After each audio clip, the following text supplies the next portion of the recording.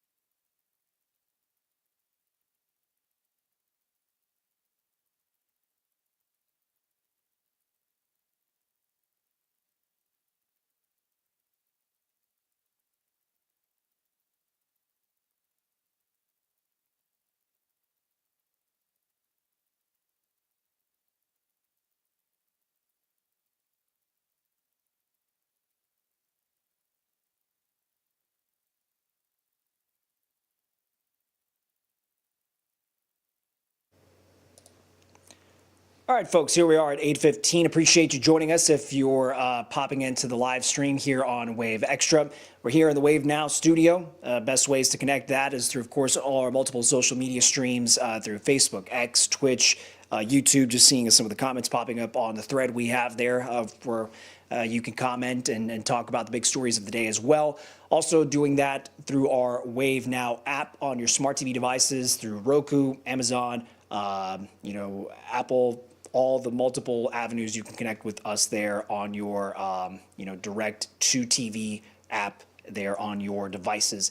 So as I mentioned, as we took that brief break, it's a story of federal investigators now charging two people through federal court here in Louisville for taking part in what they're calling a nationwide scam to steal seniors' life savings. One of the people accused, as an interesting note, is a former Villanova basketball player, once chasing gold trophies. This player is now accused of chasing gold bars. Wave News troubleshooters were hard at work today. It was, in fact, our Mark Stevens diving into the specifics in those indictments and reading that. He says the pair is accused of stealing millions of dollars. Laying out a little bit of the context for you there. So apparently the scam starts on someone's phone or their computer. Maybe you've heard of this. Unfortunately, maybe you've been able to avoid it, but a loved one just for whatever reason was convinced that this was something they should invest in. A message pops up on their devices warning that they've been hacked, and they're connected to someone who's posing as tech support for a company like Microsoft or another software brand. But of course, the momentum and the pressure snowballs from there. Victims are then convinced to convert their life savings into those gold bars physically and to transfer this to the Federal Reserve for supposed safekeeping. And so this is the update from our troubleshooter, Mark Stevens. I'll play it. Started from the beginning. And there we go. Saw her pot of gold was in the parking lot of the Home Depot and Chick-fil-A on Hurstbourne Parkway in May last year. According to this federal criminal complaint, that's where she was met by a man posing as a Federal Reserve agent who picked up $530,000 worth of gold she had converted from her retirement account.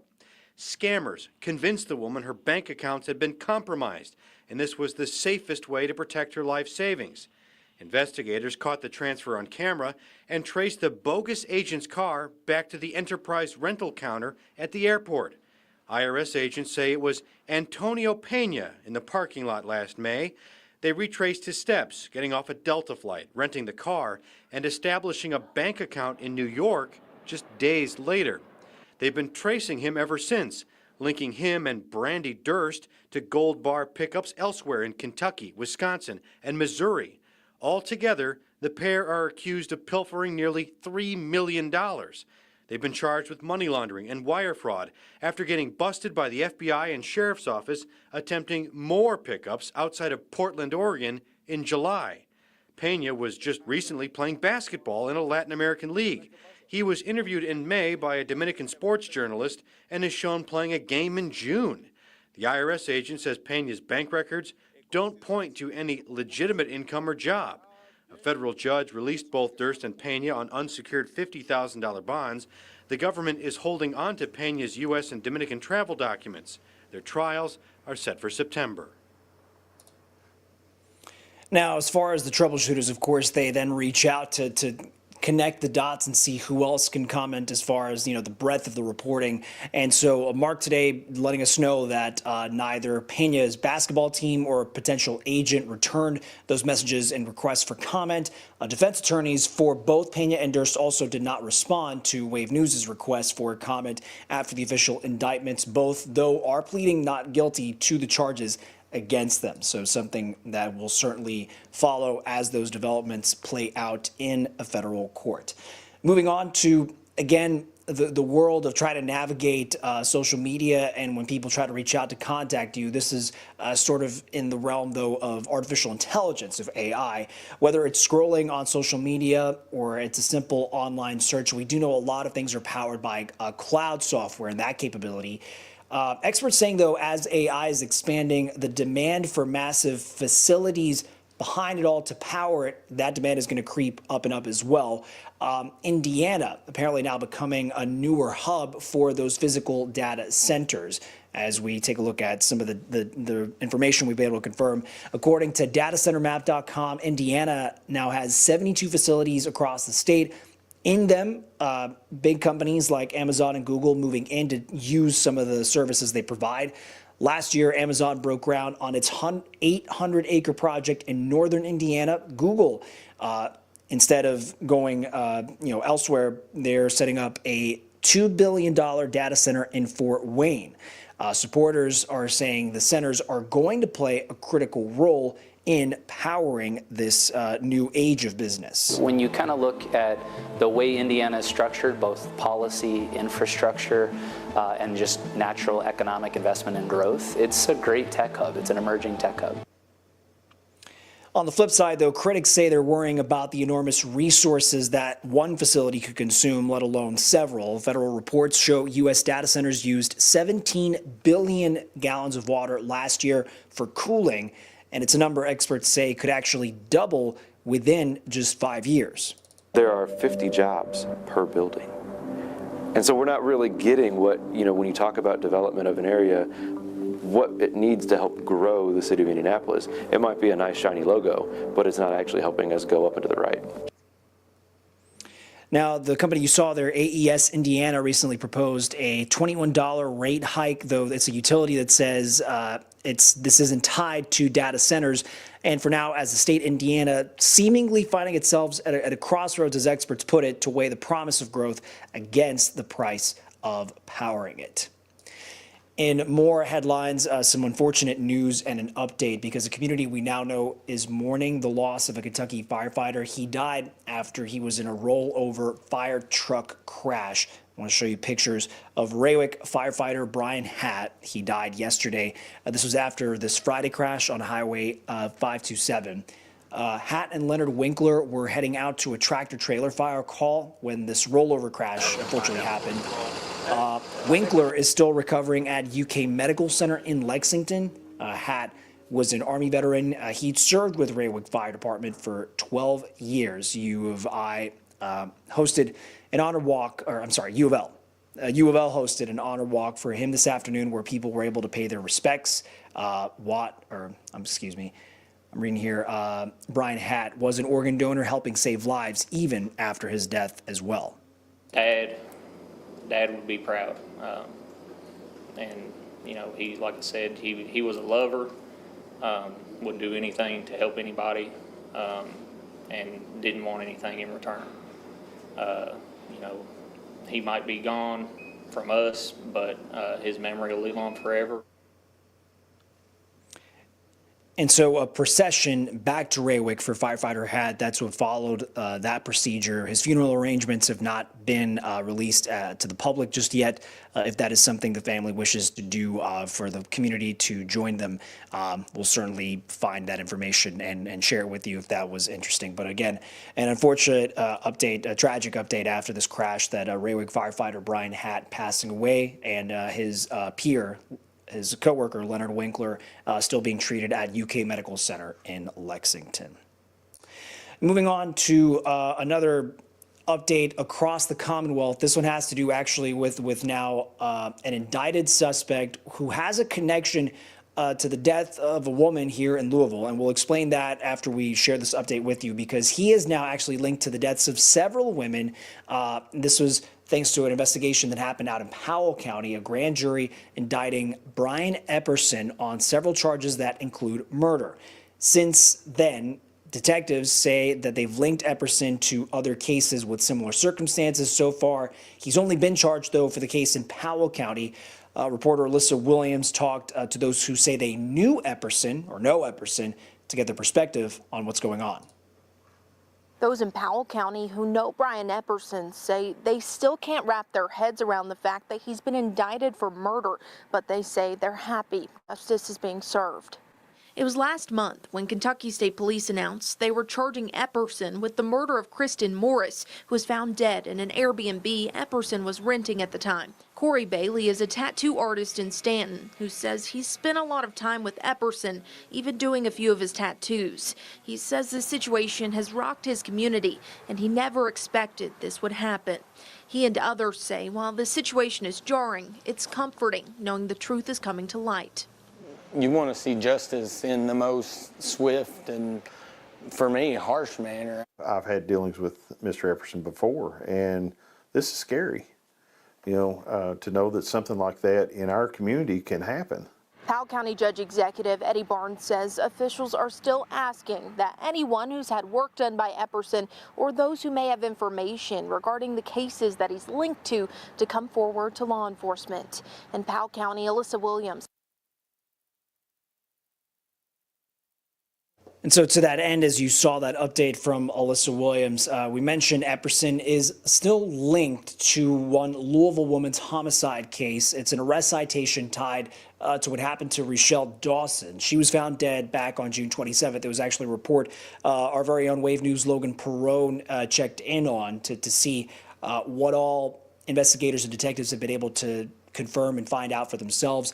But we know Miss Dawson, she'd been missing for several days and was found at the Red Roof Inn in Winchester. Police say Epperson rented that room when officers then found capsules similar to those found at an Airbnb involving very similar circumstances when it comes to overdosing.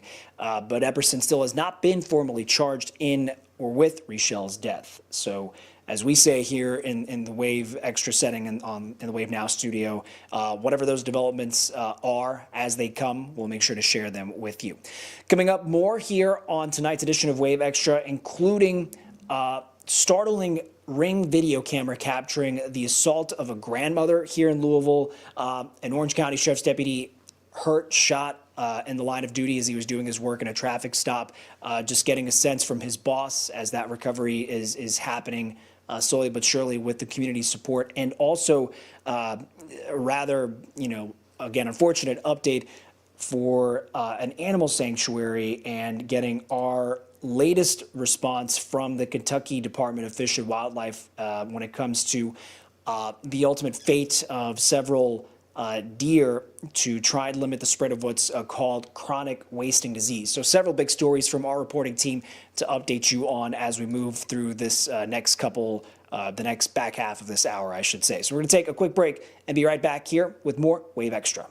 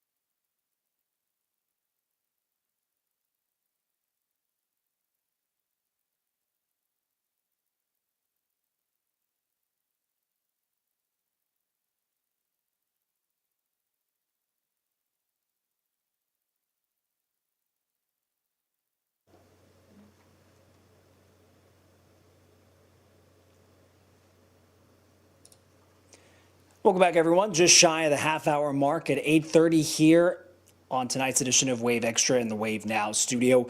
More to get to because, we're not as close to the weekend as, we will be heading into Wednesday and Thursday, but already Labor Day on the mind, especially some weekend fun and festivities, including getting ready for this year's World Fest in Louisville. I want to play some of that sound and video for you real quick, just preparations.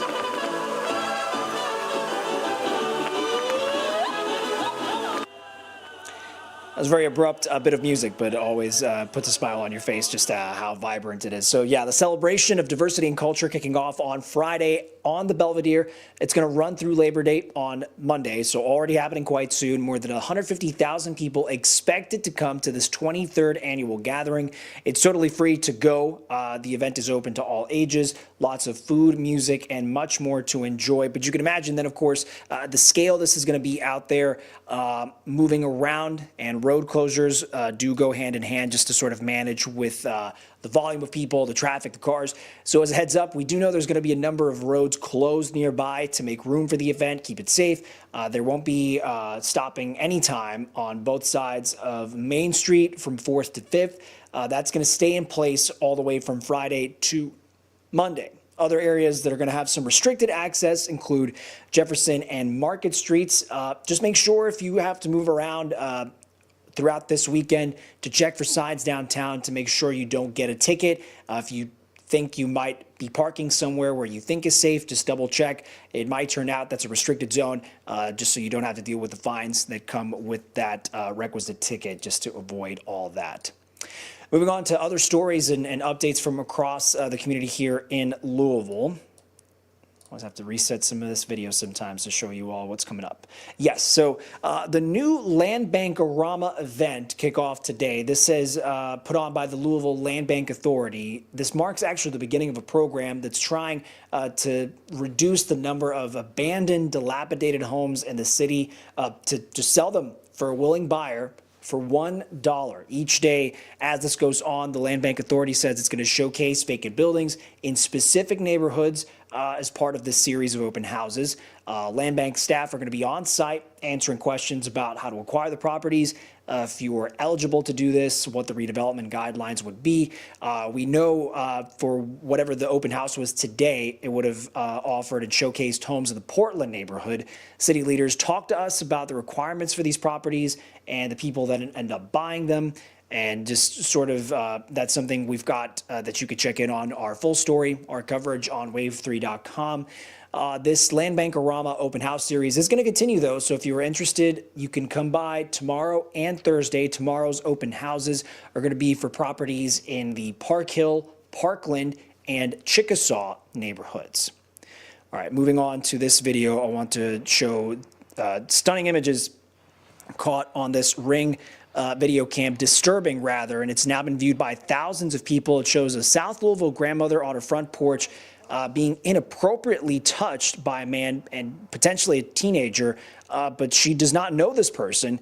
So you're seeing just the initial images there. And as part of our reporting today, Wave News anchor Brian Schlonsky sat down to talk to the woman you saw there in the video as she was processing what was going on, who says that she hopes the stranger who approached her and did this is ultimately tracked down by police. It's the video seen across the city. Watch what appears to be a young man or teen walk up to Jan Fletcher's porch and start asking strange questions.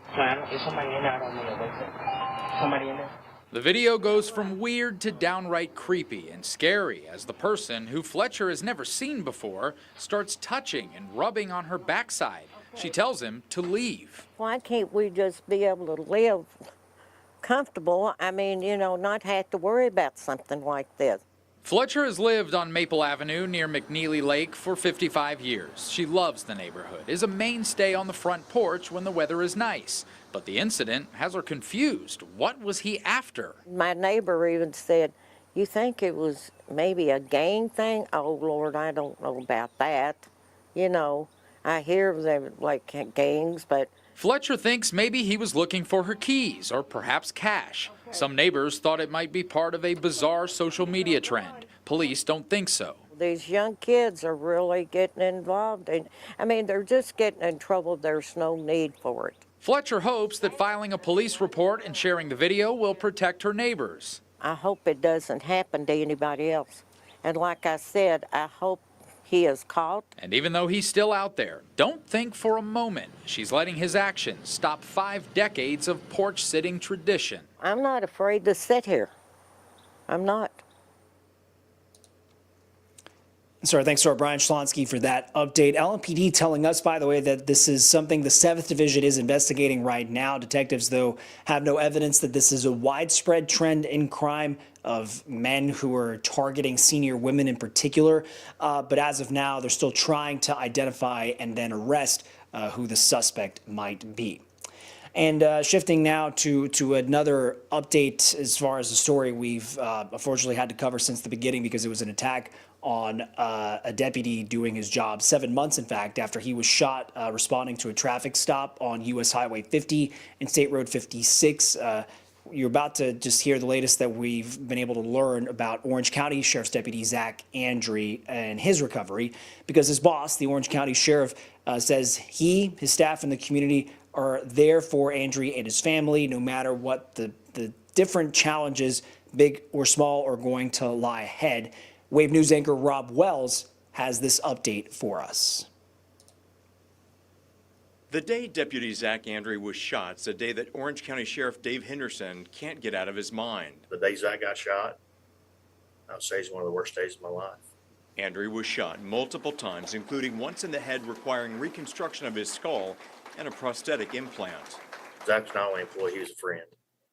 And my son's a policeman, and all the guys who work for me are family. And it just makes me worry and want to shelter them even more than I already did. Andre went home after 4 months of rehabilitation. Now Sheriff Henderson stops by weekly just to keep in touch. When I go down, I make sure that I hold hands with him, and he's able to, squeeze my hand when I tell him who I am, and kind of, he's still there because, he's able to interact with you by his movements, not by speech or sight. While the deputy may be limited in speech and movement, the sheriff says that sounds, specifically scanner traffic chatter of all things, seems to help. And he loves to hear the sound of the radio. So, we try to make sure that we get him as much as we can that helps with the TBI he's got. While his medical team continues to work with the deputy, the sheriff adds that everyone can help out. Just every day pray for him. Pray for him and his family, and that he continues to improve. Rob Wells, Wave News.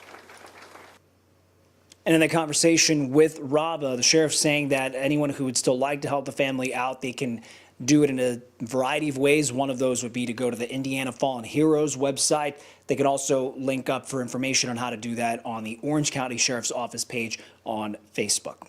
Coming up after this break on Wave Extra, again, the breadth of stories and reports we're gathering across the day, this one having to do with a tough decision, as the Department of Fish and Wildlife Resources in Kentucky has put it, in a bizarre situation when it comes to a facility that didn't have the proper permits in Meade County, and the ultimate decision for what they were do and what they've done with a number of young deer to minimize, as they put it, a spread of what's called CWD, chronic wasting disease. So that update for you from our reporting team coming up after this break on Wave Extra.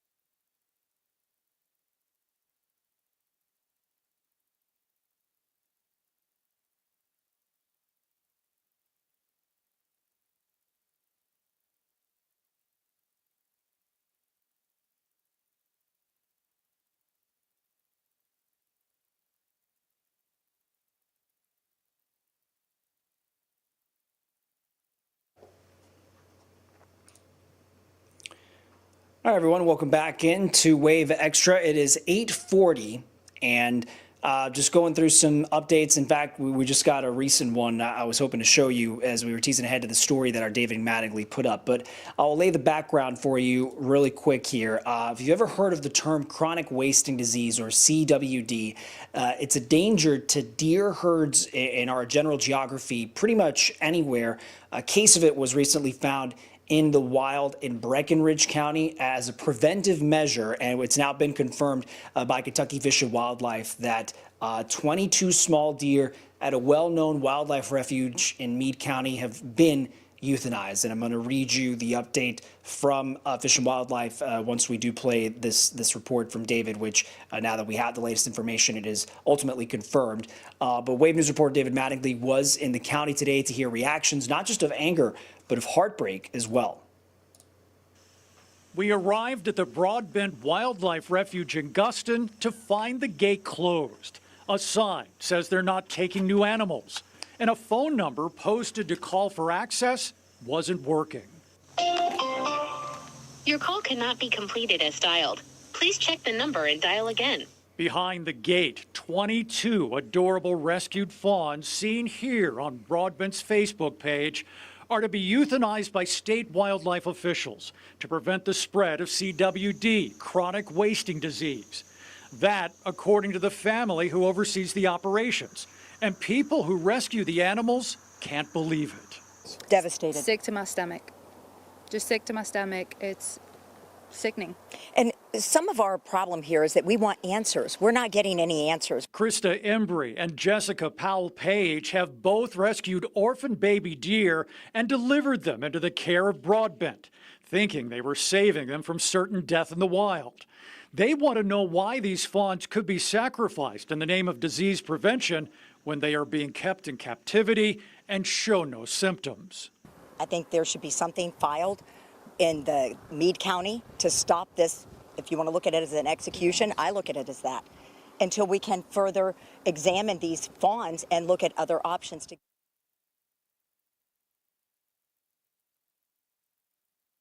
And so what I wanted to read for everyone was this particular snippet here, which is now the confirmation from the Kentucky Department of Fish and Wildlife Resources. It may be harder to read as you have it up on your screen, but I'm just going to keep it up really quick. With the cooperation of the new operators of Broadbent Wildlife Sanctuary, in the end, confirming Fish and Wildlife today that they euthanized more than 20 deer that they describe as being illegally held at the unpermitted Meade County facility, violating a state regulation in place to limit the spread of chronic wasting disease, or CWD. The previous operator, as the agency is describing it, the previous operator illegally accepted animals into the facility's care after Meade, Breckinridge, and Hardin counties were added to the state's CWD surveillance zone October of last year.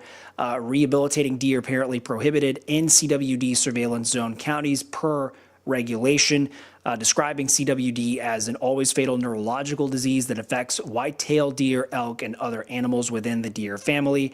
With no known cure or vaccine, the disease can take or cause months or years of suffering for infected animals, as the agency describes. So again, the confirmation coming there from Fish and Wildlife that they did ultimately, for the sake of mitigating the disease vectors for CWD, that they euthanized the set of more than 20 fawns of baby deer. David, by the way, in his reporting, had talked to a family member who's taking care of Mary Ann Tobin's estate. Tobin passed away in June. The Broadbent Refuge was founded by her in 2002. The family member in charge of the estate telling us there's no legal challenge to Fish and Wildlife's authority on this. That's not their position. David also tried to get a hold of Department of Fish and Wildlife for comments on camera. At that point, they were neither confirming or denying, but now that we do have the update, that is the decision they made to euthanize these more than 20 baby deer. So moving on to more stories that are highlights and big headlines and stories of the day. As the future of Mid-City Mall in the Highlands is still unclear for the moment, another tenant inside that has been renting space is saying goodbye. If you're familiar with the space, the nearly new shop says it's closing on September 30th. It's a resale store which is run by the National Council of Jewish Women. It's been part of the variety of businesses at Mid-City Mall since 1956. The store itself raised money for the organization to help cover advocacy projects and programs. Ramen House is closing their location in Mid-City Mall at the end of this month. They do plan to move to a location on Spring Street. Mid-City Mall has been up for sale since last November. And now into some stories branching into sort of personal consumer updates. Perhaps you felt this tension going up to pay for something you wanted to get at a counter in a coffee shop or a pickup sort of store like that, but you're paying for your food in that manner and might be deciding what to tip, if you should tip the staff, or deciding not to tip at all. But it looks like some new research is showing a bit of a sea change in tipping culture, at least when it comes to the U.S., because it's a new study done by Talker Research shows that Americans are, quote, guilt tipping less in the year 2025. Nearly a quarter of those study respondents say they're tipping less across the board for the year. The average American says they're still tipping more than they'd like to, though, at least how they described admitting it in the study, because of social pressure. The study found people spend an average of almost $300 a year on those tips that they do give to staff. And we're going to round out tonight's edition of Wave Extra with a mix of tears and cheers for one family's home-going celebration. Almost 2 years overdue, but the end result is something the family had been dreaming of. An infant who had spent, up to this point, all of his short life in the neonatal intensive care center for Norton Children's, finally home, left Norton Children's with the family there, and now just acclimating to life with the entire family involved. Wave News reporter Kirsten Foote shows us the journey that led to the much anticipated homecoming, and here is part of their conversation. It's been just shy of 21 months of our NICU journey, 622 days to be exact. The number 622 is a number that Casey Hartman can't forget. He's gotten through them. Hartman is talking about her baby boy, Kingston. Born December 9th, 2023, he was just 25 weeks old and weighed 455 grams, just barely a pound. His lungs were extremely underdeveloped. Kingston was diagnosed with chronic lung disease of prematurity. He's had to have a breathing tube, multiple surgeries, and multiple setbacks. At one point, the family prepared to say their final goodbyes. There, throughout all the highs and lows, has been nurse Tanya Smith. He just would come back from things in my 26 years I never saw kids come back from, and the resiliency, his nickname is the King, and he's earned that. On Tuesday, the King gets to see his home for the very first time. Home is a place that Hartman has barely been able to be at as well. The Elizabethtown native has been staying nearby Norton Children's Hospital at the Ronald McDonald House, where she could get hot meals, a place to sleep, and a shower while her husband and kids were back in E-Town. I've learned to take care of him here at the hospital, so taking him home and taking care of him at home is very bittersweet, but I'm very much ready to take him home and be under the same roof with the entire family for the first time in 622 days. Coming along for the journey to help ease the transition is nurse Tanya, who now lives in Georgia. She flew up for the milestone moment and will stay with the family for their first week after his journey left a profound impact on her. I can't feel sorry for myself for anything when I see a baby like him fight for a breath, literally fight for a breath. I go home and think, what can I do for him tomorrow? How can I make a day better for him? How can I make a day better for Casey? He has shown so much optimism through all of this because I never felt like this day was going to come. I know it was. Okay, Tanya. While baby Kingston will still have to have his breathing tube for a little while longer, the hope is that it shouldn't be permanent, as the family looks forward to their next chapter together. Second birthday, all the holidays are coming up. We've got a Gatlinburg trip planned in November, so he's in for it. Kirsten Foote, Wave News. Certainly wishing the family all the best there. A reminder for not just updates on those stories as part of our What's Good series as well, but all the big stories, headlines, updates happening in our community. Always a quick resource there, updated as soon as we get that information on wave3.com. Those push alerts sent to your phone through the Wave News app and the Wave Weather app in that fashion as well. Before we go, one quick update, and certainly it's a story we're going to follow closely. If you remember the discussion last night on Wave Extra, learning that there seems to be sort of a contract dispute for benefits between Norton Healthcare within the Louisville area and Cigna Healthcare, the insurance provider. We did get an update because, as Norton had described it last night in revealing what was going on, and the deadline that it set around September, that there was going to be a loss of benefits. It seems Cigna has sent an official response that their goal is to, quote, keep Norton Healthcare in network, and that they have an offer on the table to extend their current contract until November 8th. So sort of as a buffer to work out perhaps a longer term deal between the two parties. The Cigna representative saying discussions continue to reach a fair agreement for our members and their families. So now it seems that there's sort of some momentum behind trying to resolve that matter, however that plays out. But again, an official statement from Cigna saying that that they intend to keep Norton Healthcare in network, trying to extend this current contract until November 8th to make sure those customers are covered, and whatever happens with a new quote, fair agreement in their minds for a new contract between both sides, something we'll certainly let you all know as we get that information from either party. Do appreciate you joining us tonight. Make sure as you also wind down the rest of your night to join us for Wave News at 11. You've got the storm tracking team tracking when we're going to see a bit of that warm up as we're sort of enjoying this nice, quote, pre-fall, let's say. And joining us tonight are reporter Fernando Garcia Franceschini with his reporting, his updates on some stories he's working on. Hope you can join us for that, our newscast at 11 o'clock. We're going to leave you with this now much more, let's say, multicolored sunset. The sun setting well below that horizon line, but the city lights shining bright with that great big blue sky up above. Appreciate you joining us. I'll say a good evening to Ann as she just popped in there on our YouTube feed. So thank you, Ann. That's going to do it for us, folks. We'll see you tomorrow night at 8:05. I'm Jose Sosaya for Wave Extra.